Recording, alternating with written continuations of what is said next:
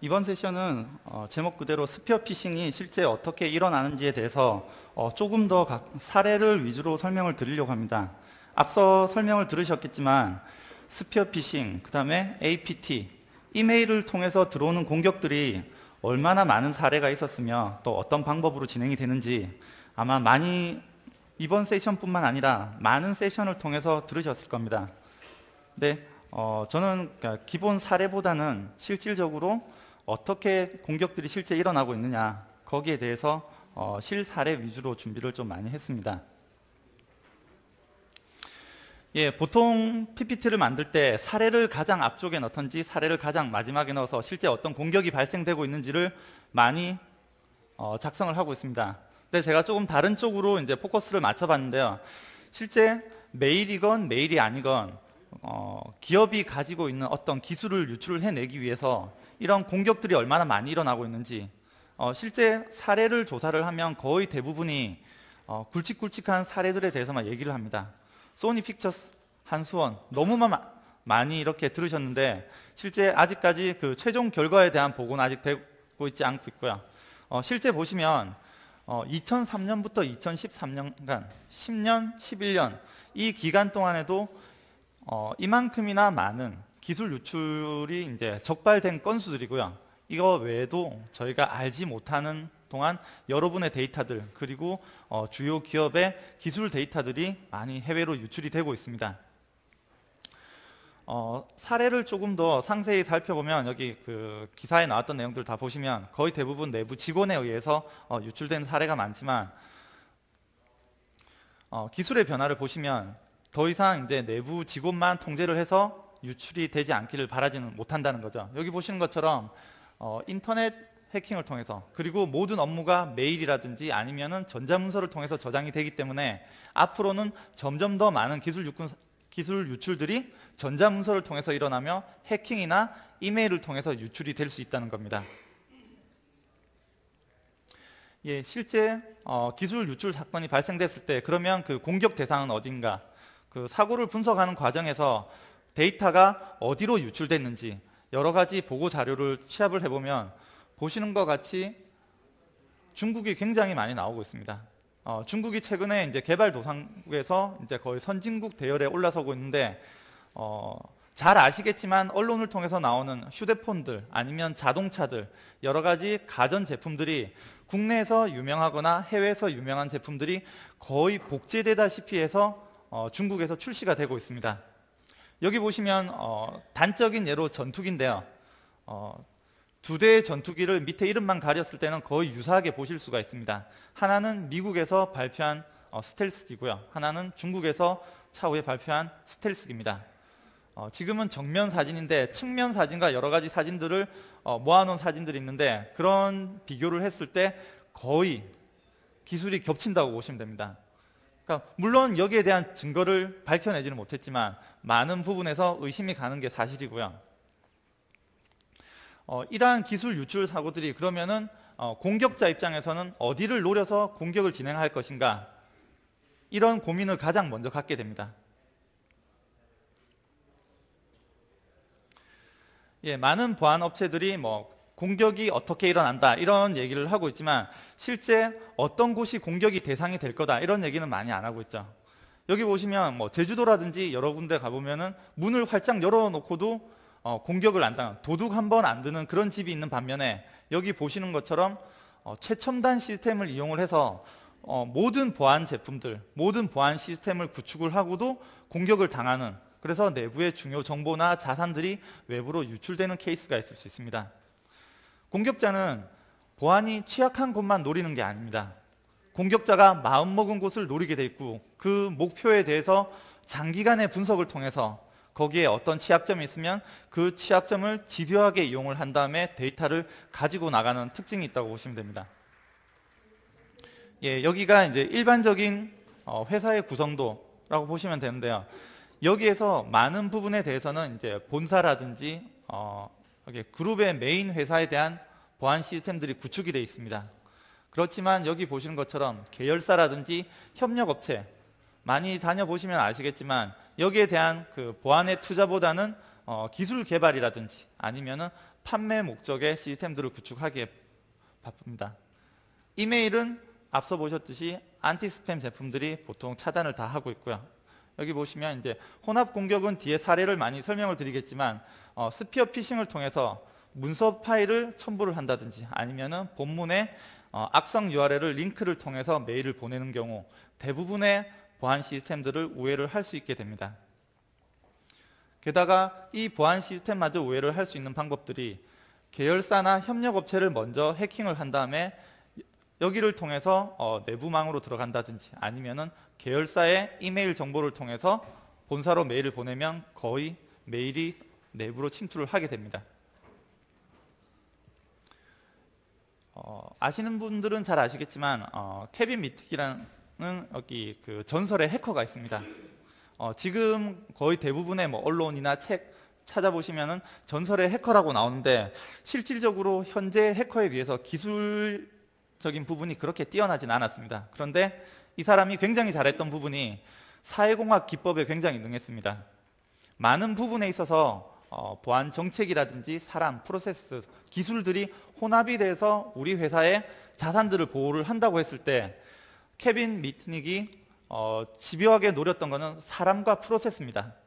어떤 사람들이 어떤 업무를 하는지를 장기간 지켜본 다음에 이 프로세스가 가지고 있는 취약점이 뭔지, 그리고 이 사람이 흔히 일으킬 수 있는 실수를 집요하게 노려서 공격을 진행해서 거의 대부분의 공격을 성공을 했습니다. 그래서 여기 보시면 인간의 멍청함에는 어떠한 패치도 없다고 했습니다. 많은 부분에 있어서 보안 교육을 실시를 하고 있지만 그래도 사고가 일어나는 그 시작이나 마지막은 사람에 의해서 공격이 일어나고 있습니다. 수억의 보안 장비를 넣어놓고 있지만 그래도 뚫리는 게 마지막으로 사람이라고 보시면 되고요. 이메일 스피어 피싱도 마찬가지로 보시면 됩니다. 시스템이 할 수 있는 부분, 할 수 없는 부분을 봤을 때 많은 부분에 있어서 사람의 실수에 의해서 내부의 정보가 유출되는 사례가 많이 있습니다. 그래서 실질적으로 공격 피해 기업들을 조사를 했더니 저희가 알고 있는 대부분 전 세계적으로 유명한 글로벌 회사들입니다. 보안 장비를 투자를 하지 않았던 것도 아니고요. 수많은 보안 인력들이 수억 원대의 보안 장비들을 운영을 하면서 업무를 하고 있지만 여전히 공격자에 의해서 이렇게 내부 자산이 외부로 유출된 사례들입니다. 예, 중복되는 내용들이 제가 앞 세션을 들었는데 중복되는 내용들이 좀 많이 있습니다. 그래서 왜 이메일이냐 이런 얘기는 앞쪽에도 많이 했고요. 키포인트는 현재 업무의 대부분을 이메일을 통해서 이루어진다고 보시면 되고요. 글로벌 회사들은 특히 이메일을 통해서 제품 구매 요청을 한다든지 여러 가지 뭐 인력과 관련된 요청들, 기술 문서들을 서로 주고받는다고 보시면 됩니다. 예, 그래서 또 이메일 공격이 위협적인 이유에 대해서 몇 가지 더 조사를 해봤더니 이메일 정보가 너무나도 공개된 정보라는 거죠. 요즘 기업들은 IP 정보까지도 이렇게 외부로 잘 오픈을 하지 않죠. 이런 여러 가지 개인 정보들을 외부로 노출을 하지 않지만 유일하게 노출을 하는 게 이 메일이라고 보시면 됩니다. 물론 본인이 본인의 메일을 이렇게 공개를 하는 경우는 많지만 뭐 남의 이메일을 함부로 수집해서 하는 건 불법이 될 수 있습니다. 그렇지만 거의 대부분에서 명함에도 이메일을 보실 수가 있고요. 그리고 누군가의 업무를 위해서 항상 이메일을 외부로 오픈을 하고 있습니다. 심지어는 홈페이지에는 그 업무의 담당자와 연락처, 이메일을 올려놓는 경우도 거의 대부분이라고 보시면 됩니다. 그리고 이메일 같은 경우도 목표점을 그 기존의 공격과 다르게 보시면 기존의 공격은 많은 사람들이 방문하는 홈페이지라든지 아니면 P2P 서버에 파일을 위조를 해서 올려놓고 누군가는 다운받아가서 실행하게끔 만드는 게 아니라 내가 목표로 한 회사에 대해서 그 도메인을 조사를 한다든지 홈페이지를 조사를 해서 그 목표에 보다 커스텀된 이메일을 첨부를 해서 보낼 수가 있습니다. 그렇기 때문에 기존의 다른 공격과는 다르게 우리가 더 이메일이 이제 취약하다고 볼 수 있는 거고요. 공격 단계는 너무나도 잘 아십니다. 가장 먼저 내가 어떤 기업을 목표로 삼았을 때 그 대상을 선정을 하게 돼 있고요. 그리고 그 기업에 누구를 공격을 할 것이냐, 어떤 방법을 공격을 할 것이냐, 이 공격 수단들을 선택을 한 다음에 내부로 공격을 수행하도록 돼 있습니다. 얼마나 기상천외한 방법들이 많냐면 특정 업체를 내가 공격을 해야 된다. 그런데 홈페이지나 여러 가지 방법으로 아무리 공격 대상을 찾아보거나 아니면 취약점을 찾아보더라도 공격 취약점을 찾지 못했습니다. 그러면 어떤 경우는 그 회사 직원들이 많이 가는 맛집이라든지 아니면 회사 식당 근처에서 하루 종일 앉아서 밥을 먹습니다. 그러면은 그 직원들이 밥을 먹으면서 하는 얘기들, 여기에서 장시간 정보를 수집을 해서 이 회사는 어떤 취약점이 있구나, 이 직원들이 하는 얘기를 들어보니 몇 시대에서 몇 시대까지 시스템이 오픈이 되고 어떤 시간대에 어떤 공격을 하면은 내부로 접근을 할 수 있겠구나, 이런 방법들까지도 공격자는 사용을 하고 있습니다. 그렇다면 우리 이메일은 무엇이 어떻게 보호를 하고 있느냐?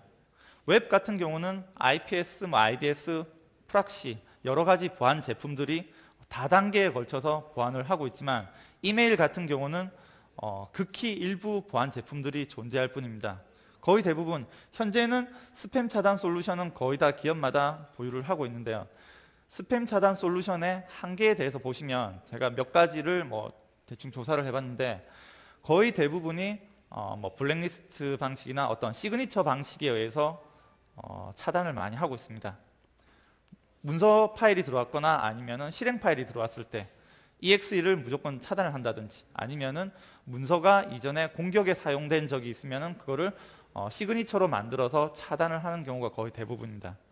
그렇지만 최근에는 앞서도 말씀을 드렸지만 많은 공격들이, 특히나 내가 어떤 기업을 상대로 공격을 마음먹었을 때는 일반적으로 사용된 악성 코드를 사용을 하지 않습니다. 내가 만들어낸 새로운 악성 코드라든지 아니면은 제로데이 익스플로잇이라고 해서 취약점에 대한 패치가 나와 있지 않는 취약점을 가지고 문서 파일을 통해서 공격이 진행이 됩니다. 어디에도 공격에 대한 보고가 되지 않았기 때문에 시그니처는 당연히 없을 테고요. 그리고 패치조차도 나와 있지 않기 때문에 거기에 대해서 거의 무방비하게 당한다고 보시면 됩니다. 최근에는 악성 URL이 기존에 사용된 배포처뿐만 아니라 본인이 만들어 놓은 외부의 특정 서버에 대해서 단축 URL을 만들어서 지속적으로 바꿔가면서 여기에서 악성 코드를 내려받도록 공격 시도를 하고 있습니다. 실제 저희가 작년에 조사한 내용들인데요. 과거에는 그 exe 파일들을 첨부 파일을 만들 때 zip 형태로 압축을 하거나 아니면 확장자 정도만 바꾸는 정도였습니다. 근데 작년에 대부분 발생했던 공격들은 이렇게 문서 형태가 이제 보다 더 늘어나고 있고요. 올해는 아마 이것보다도 더 늘어날 거라고 예상이 되고 있습니다. 그러면 실제 이러한 문서들을 통해서 무엇이 내부로 들어오고 있느냐? 여기 보시면은 APT와 관련된 저희 탐지한 내용들인데요. 가장 많이 보이는 게 여기 보시는 그 고스트렛이라고 보시면 되고요. 이 고스트렛은 많은 부분에서 아마 이미 잘 알고 계실 겁니다. 중국에서 개발된 툴이고요. 툴이 한번 설치가 되면 여기 보시는 것처럼 에이전트처럼 공격자 서버에 붙습니다.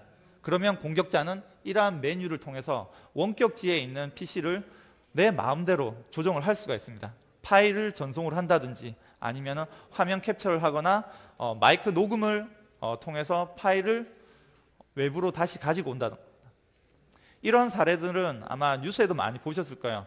노트북을 통해서 회사의 기밀 문서나 기밀 기술에 대해서 연구를 했는데 이게 어느 날 유출을 돼서 봤더니 악성 코드가 심겨져서 회의 내용을 모두 다 레코딩을 한 겁니다. 그 레코딩된 데이터를 외부로 유출을 한 사례들이었고요.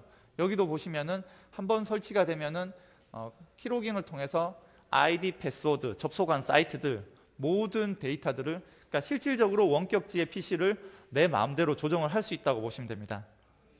이러한 툴들이 문서 형태를 통해서 지속적으로 공격이 진행되고 있다는 거고요. 저희가 보통 POC를 하거나 아니면 어디에 침해 사고가 발생됐을 때 저희 장비를 붙여놓고 한 2주 정도 모니터링을 하면 거의 대부분 올라옵니다. 특히 침해 사고가 발생한 사이트에는 많은 건들이 발견이 되고 있고요. 다음은 실제 그 메일 공격이 어떻게 일어나느냐. 거의 대부분의 사례들에서 공격이 일어났다는 사례들만 보고가 되고 있는데 실제 어떻게 발생이 되고 있는지는 아마 궁금하신 분들이 많을 것 같아서 제가 자료를 좀 준비를 해봤습니다. 이제 앞서 공격 대상 선정은 어떤 방법들로 하는지를 말씀을 많이 드렸고요. 거의 대부분 우리 회사가 공격에 노출되어 있지 않았다. 그 말은 우리 회사가 안전하다는 것이 아니라 공격자가 관심을 갖지 않고 있다고 보시면 됩니다. 언론을 통해서나 뉴스를 통해서 우리가 새로운 기술들을 개발을 하고 있다. 그리고 전 세계에 혁신적인 아이디어를 가지고 특허를 출원하려고 한다. 그렇게 되면은 언론을 모니터링한 공격자는 그 기술에 관심을 가질 수가 있고요. 어떤 브로커들은 그 기술을 유출해내서 중국에 비싼 가격으로 팔기 위해서 장시간에 걸쳐서 그 기업을 모니터링을 할 수가 있습니다. 이렇게 장시간 공격을 위해 모니터링을 하는 방법들이 앞서도 쭉 설명을 드린 이러한 SNS를 통해서 정보를 많이 수집을 하고 있고요. 기업의 담당자들, 특히 보안 담당자나 IT 운영자들은 이 IT 영역에 많이 노출이 되어 있다 보니까 SNS를 거의 하나 이상은 다 하고 계십니다. SNS를 하시면 전혀 뜬금없는 기술을 포스팅하진 않죠. 물론 그런 분도 계시겠지만 거의 대부분이 자신의 취미, 자신의 어떤 히스토리, 자기 가족의 이야기들, 본인과 관련된 이야기나 회사 업무와 관련된 이야기를 많이 포스팅을 하시는데 이게 고스란히 정보가 될 수 있다는 겁니다. 이거는 뒷부분에서 한번 다시 설명을 드리고요. 그렇게 해서 실질적으로 공격 대상과 공격 목표를 정한 다음에는 어떤 툴을 이용을 해서 공격을 진행을 할 것이냐, 공격자가 이 프로세스를 거쳐서 공격이 진행이 되게 됩니다. 여기 보시는 것은 기존에는 이제 어떤 툴들을 직접적으로 문서에 첨부를 해서 메일에 첨부를 해서 보내는 사례였는데 최근엔 거의 대부분의 어떤 보안 솔루션들이 exe 파일은 자동 차단을 다 해버립니다. 그렇기 때문에 이제는 조금 더 문서 형태의 악성 코드들을 내부로 이제 침입을 시키고 있고요. 실제 제가 그 자료를 만들려고 하다가 홈페이지들을 몇 개를 들어가 봤습니다. 내가 공격자라면 이 기업을 어떻게 공격을 할까? 내가 공격자라면 이 기관을 어떻게 공격을 할 수 있을까? 공격자의 입장에서 한번 테스트를 해봤습니다. 쭉 모니터링을 하다가 어떤 이메일을 검사하기 좋은, 그러니까 뽑아내기 좋은 웹사이트를 발견을 했습니다. 채용 공고를 모집을 하고 있는 홈페이지였고요. 이런 홈페이지는 너무나 많은 회사들이 동일한 방식으로 진행이 많이 되고 있습니다. 홈페이지 내에 공고를 올려놓고 담당자 연락처나 아니면 이메일에 대해서 링크를 걸어 놓습니다. 자기에게 이메일을 보내라는 겁니다. 그러면 공격자가 이 홈페이지를 봤을 때 이 이메일을 통해서 문서를 하나를 첨부를 합니다. 여기 보시면 그 첨부 파일 형태가 엑셀 파일입니다. 이력서라고 만들어진 엑셀 파일인데 실제 공격자는 단순히 엑셀 파일을 붙이는 게 아니라 엑셀이 가지고 있는 취약점을 이용한 이 문서 취약점을 이용한 공격을 시도를 하게 되는 거고요. 공격자가 이러한 메일을 보냈을 때 여기에 업무 담당자는 이 메일을 클릭을 할 수밖에 없습니다. 왜냐하면 본인이 하는 업무가 이런 업무고 본인이 만들어서 메일을 보내라고 이렇게 요청을 한 상태이기 때문에 메일이 왔을 때 너무나도 당연하게 이 첨부 파일을 클릭을 한다는 거죠. 실제 첨부 파일을 클릭을 했을 때 어떠한 행위가 일어나느냐, 보통 최근 대부분의 경우는 정상적인 메일이 하나가 이렇게 뜹니다. 그 문서가 열리게 돼 있고요.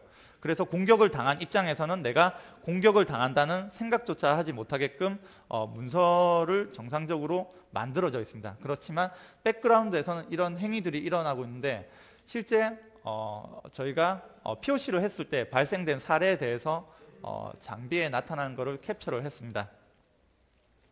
저희가 POC를 했을 때 어떤 문서에 대한 악성 파일이 실행이 되고 그 행위 내역을 살펴봤더니 여기에는 어떤 그 안티 VM, 안티 AV 이런 얘기 많이 들어보셨죠.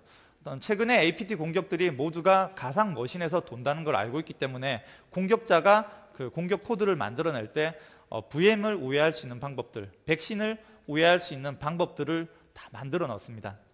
그런 부분을 탐지를 한 내용이고요. 그리고 키보드나 마우스를 후킹하는 기법들, 그리고 이 악성 코드가 어떤 파일들을 추가로 생성을 했느냐, 이런 패턴들을 장비 내에서 이렇게 다 변화를 모니터링을 하고 있습니다.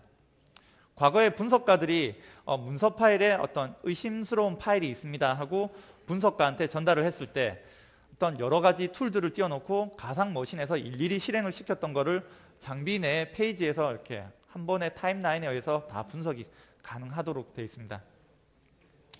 다음은 그냥 제가 사용을 하고 있는 SNS를 검색을 해봤습니다. 저뿐만 아니라 많은 분들이 뭐 페이스북이나 아니면 여러 가지 SNS를 하실 때 자신의 기본 정보를 다 사용을 하고 계시죠. 자기가 학교를 어디로 나왔으며 어떤 직장에서 어떤 업무를 하고 있다. 그리고 어떤 조직들 아니면은 개인의 관심사라든지 이런 게 모두 정보로 다 표현이 되어 있습니다. 상세 정보 보시면 거기에 더 상세한 내용들이 있는데 보시면 어떻게든 자기를 포장을 해서 사람들에게 알리기 위해서 많은 정보를 올려놓는 경우가 대부분입니다. 그리고 모르는 사람한테 친구 요청이 많이 들어오는데 친구 요청이 들어왔을 때 수락이 되면 그 사람에 대해서 많은 부분에 대한 정보를 볼 수가 있습니다. 이 사람의 생일이 언젠지, 이 사람이 몇 월 며칠 휴가를 받았다고 어디를 놀러 가는지. 제가 만약에 그 사람의 지인이었다면은 그 사람이 뭐 일주일간 해외여행을 갔다 온다. 그러면 그 집이 텅 비어 있다는 사실조차도 알게 됩니다. 그만큼 SNS가 뭐 소통의 장이 되기도 하지만 자신의 정보를 많이 외부로 노출을 할 수가 있습니다. 여기 보시면 본인이 속한 기관이나 뭐 취미에 대해서 거기에 최적화된 메일을 보내서 첨부 파일을 클릭을 하게 할 수 있습니다. 그러면 첨부 파일을 클릭을 하게 되면 아웃룩에 있는 이메일 계정 정보를 가지고 간다든지 아니면은 여러 가지 메신저와 관련된 정보를 외부로 유출을 시도를 한다고 보시면 됩니다. 이것도 실제 POC에서 발견된 사례를 가지고 와서 사용을 했는데 수집된 정보들을 외부에 어떤 사이트로 정보를 전송을 하는 걸 볼 수가 있습니다. 예, 다음은 실제 사이트에서 발견된 내용을 가지고 보고를 했었는데 발표 자료를 만들면서 회사의 정보가 오픈이 돼서 앞쪽 내용을 좀 바꿔버렸습니다. 저희 회사 홈페이지로 이렇게 정보를 바꿨는데 여기에 실제 보면은 어떤 업무 담당자들에 대한 연락처들이 다 공개가 돼 있고요. 이 정보를 통해서 구글링의 이메일 정보를 조회를 해보면 많은 정보들을 확인을 하실 수가 있습니다. 제가 여기서 관심을 가졌던 정보는 이런 정보가 눈에 들어왔고요. 그래서 이 사이트에 실제 제가 한번 들어가 봤습니다. 그랬더니 아마 무슨 휴대폰 쪽에 뭐 서비스를 하는 업체인 것 같은데 이분이 회사 메일을 가지고 이 사이트에 무료 체험 신청을 했습니다. 그러면 여기에서 무슨 공격이 진행이 가능할까요? 무료 체험 신청을 했기 때문에 무료 체험과 관련된 이메일을 보내게 되면은 이분은 이메일을 클릭을 하게 됩니다. 그래서 제가 가상으로 만들어 본 건데 당첨자의 뭐 신청서 양식을 첨부를 해서 여기에서 당첨이 되셨으니 신청서를 작성하셔서 보내주십시오. 아니면은 어떤 링크를 클릭을 하셔서 신청을 해주시기 바랍니다. 그러면 그분은 당연히 이 메일을 클릭을 하겠죠. 예, 그래서 실제 클릭을 하면은 시스템 내에서는 이런 행위가 똑같이 일어나게 됩니다. 여기 보시면 익스플로잇이 발생되면서 어떤 웹사이트에서 추가적인 악성 코드를 내려받도록, 그래서 어떤 웹사이트에서 어떤 파일을 내려받았는지, 그리고 다음 페이지에 보시면은 이 파일은 실행이 되면서 시스템 내에서 어떤 행위들을 하는지, 시스템에서 가지고 있는 사용자 계정 정보를 외부로 유출하거나 아니면 여러 가지 문서들을 암호화시켜 버린다든지 아니면 삭제를 한다든지 공격자가 원하는 행위를 할 수가 있습니다. exe 파일을 내려받으면 우리는 이거를 웹사이트를 차단을 하거나 아니면 바이너리를 차단을 할 수 있습니다. 이런 얘기를 많이 하시지만 지금과 같은 경우는 리버스 커넥션이 맺힌다고 보시면 되고요. 방화벽이나 뭐 운영자들은 잘 아시겠지만 외부에서 내부로 들어오는 거는 보통 포트가 다 차단이 되어 있지만 내부에서 외부로 열리는, 특히 80 포트는 거의 99% 이상 열려 있다고 보시면 되고요. 그렇게 되면은 방화벽이나 IPS 입장에서는 이런 새롭게 내려받는 실행 파일에 대해서 어떻게 방어할 수 있는 방법이 없다고 보시면 됩니다. 예, 그리고 또 몇 가지 정보를 제가 더 검색을 해봤습니다. 검색을 해봤더니 또 눈에 띄는 정보가 하나가 들어왔습니다. 어떤 엑셀 파일이 하나가 보였는데요. 이 엑셀 파일을 실제 열어봤더니 아마 그 기업에서 사용을 하고 있는 그 협력업체 리스트를 문서 형태로 만들어서 어디에 웹사이트에 올려놓은 것 같습니다. 여기 보시면은 회사 이름과 사업자 등록번호의 일부, 그리고 이메일 주소와 담당자 연락처를 모두 알 수가 있었습니다. 이걸 가지고 뭐 광고 목적으로 뭐 팔아먹을 수도 있겠지만 공격자 입장에서는 그 기업이 대상이기 때문에 앞서 보신 것 같이 이 중에서 하나의 이메일을 골라서 공격을 시도를 할 수가 있습니다. 실제 공격 사례를 보시면 작년에 발생한 건데요. 협력업체에서 엑셀 파일을 통해서 본사로 어떤 구매 요청서를 보낸 케이스입니다. 그러면 늘 하던 업무이기 때문에, 그리고 본인과 업무를 하던 담당자로부터 메일이 왔기 때문에 일상적인 업무 메일로 생각을 해서 엑셀 파일을 클릭을 하게 됩니다. 이 과정에서 시스템은 또 감염이 되는 거죠. 예, 다음은 그러면 이러한 위협들에 대해서 FireEye가 어떠한 기술들로 막아낼 수가 있느냐, 그 부분에 대해서 이렇게 설명을 드리겠습니다. FireEye는 그 이메일 솔루션의 두 가지 형태로 크게 나뉘어져 있습니다. 어떤 그 장비 형태의 온사이트에 설치가 되는 어플라이언스 장비가 있고요. 그리고 최근에 SMB 쪽 보면은 우리는 그 장비를 운영할 인력이 없습니다. 그리고 수시로 장비를 모니터링을 하거나 분석할 인력이 없습니다 하는 경우에는 클라우드 서비스를 함께 제공을 하고 있습니다. ETP 같은 경우에는 메일이 들어오면은 여기에 대한 어떤 URL 링크라든지 첨부 파일을 클라우드로 보내서 가상 머신에서 돌린 다음에 악성 메일에 대해서 노티스를 주거나 아니면은 차단을 하게 됩니다. 이렇게 클라우드 서비스와 이제 온사이트 어플라이언스 장비가 나뉘어져 있고요. 클라우드 서비스 같은 경우에도 뭐 여러 가지 제약이 있겠지만 여러 가지 모드로 또 설치가 가능합니다. 보시면 크게 미러링 모드하고 MTA 모드라고 인라인 모드 두 가지 다 지원이 가능하고요. 미러링 모드 같은 경우는 잘 아시겠지만 단순히 이렇게 차단 목적이 아니라 탐지 목적으로, 그러니까 메일이 왔을 때 메일의 복사본을 클라우드로 던져서 검사를 한 다음에 메일 수신자와 그다음에 관리자에게 노티스 메일을 보내는 겁니다. 언제 어떤 메일이 들어왔는데 악성 메일입니다. 여기에 대한 정보를 관리자한테 제공을 해준다고 보시면 됩니다. 조금 더 보안 정책을 강하게 나갔을 때는 이렇게 인라인 모드로 설치가 되는데 메일을 보냈을 때 검사를 하고 악성 메일로 확인이 되면은 내부로 던지지 않습니다. 그리고 메일 수신자와 관리자한테 노티스 메일을 보내서 어떤 악성 메일이 들어왔습니다. 이렇게 알림 메일을 보내주도록 설정이 되어 있습니다. 예, 어플라이언스 장비 형태를 보시면 EX 시리즈가 저희가 뭐 장비별로 많이 나와 있고요. 가장 큰 컨셉을 보시면은 외부에서 내부로 들어오는 모든 메일들에 대해서 전수조사를 한다고 보시면 됩니다. 특정 제품 같은 경우에는 메일이 들어왔을 때 첨부 파일이 있는 것만 검사를 한다, 아니면은 첨부 파일 중에서도 EXE만 검사를 하거나 G 파일만 검사를 한다고 되어 있는데, 공격자는 어떤 방법으로 공격이 시도가 될지 알 수가 없습니다. 그렇기 때문에 모든 메일에 대해서 전수조사가 필요하고요. 그 부분에 대해서 또 반드시 본문에 포함된 URL 링크까지도 검사가 돼야 됩니다. FireEye 같은 경우는 단일 장비로 최대 160개의 가상 머신이 장비 한 대에 들어가 있고요. 그래서 외부에서 내부로 들어오는 모든 메일에 대해서 이 160개의 가상 머신이 병렬적으로 행위 분석을 한 다음에 악성을 판단을 하게 됩니다. 내부 아키텍처를 보시면 뭐 조금 복잡하게 보이시겠지만 메일이 들어오면 가장 먼저 하는 게 URL 링크가 있느냐, URL 그 링크를 분석을 하는 방법이 몇 가지가 있고요. 그 다음에 첨부 파일이 들어왔을 때 다양한 프로파일 형태의 가상 머신을 통해서 그 첨부 파일들을 모두 일일이 다 실행을 시켜봅니다. 그리고 OS 내에 어떤 행위를 하는지, 이 파일들이 실행이 되면서 하는 행위들을 쭉 모니터링을 한 다음에 여러 가지 악성 행위들에 대해서 스코어링을 하고 거기에 대해서 악성인지 정상인지를 판단을 하게 됩니다. 다음은 그 URL 링크를 어떻게 분석하는지 그 두 가지 방법에 대해서 간단하게 설명을 드리겠습니다.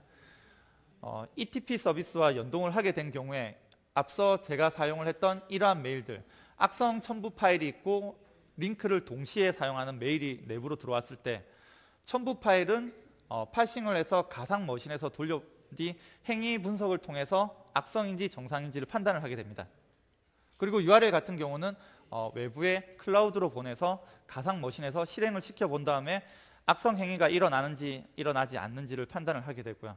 그렇게 해서 첨부 파일과 URL을 동시에 장비 한 대에서 분석이 가능하게 됩니다.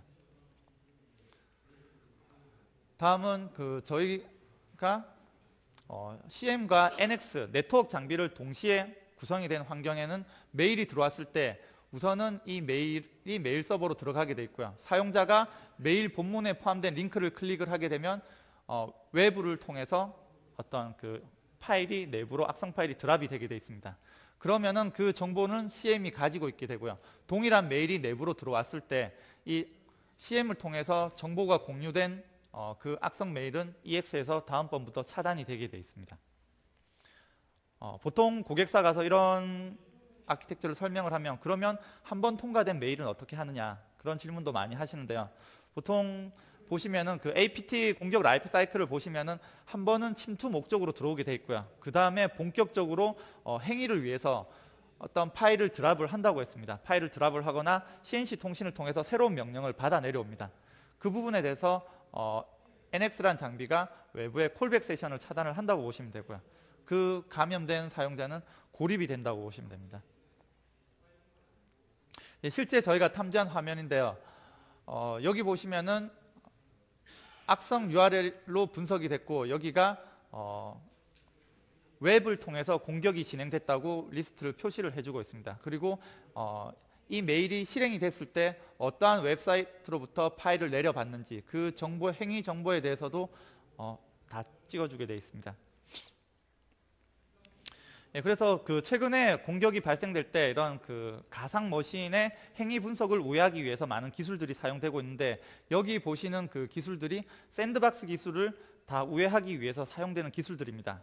단적인 예로 뭐 가상 머신이 보통 첨부 파일을 파싱을 해서 1, 2분 내에 분석을 한다고 가정을 했을 때 공격자는 이 파일이 실행될 때 슬립 API를 통해서 한 1시간, 10시간 이후에 공격이 이렇게 지연될 수 있도록 그럼 1분 돌려보고 행위가 일어나지 않을 때는 가상 머신에서는 정상적으로 판단을 한다는 것이고요.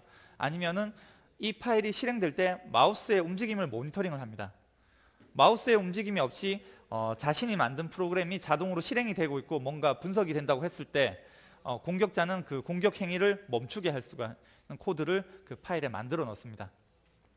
이런 부분들을 가상 머신이 어떻게 가상 머신 우회 기술을 어떻게 탐지를 할 수 있을지 방어자 입장에서는 그런 부분을 우회를 하기 위해서 슬립 API를 뭐 강제로 카운트를 제로로 만들어서 바로 실행이 한다든지 아니면은 마우스의 움직임을 랜덤하게 강제로 움직이게 만들어서 공격자가 봤을 때 이게 리얼 환경에서 돌고 있구나.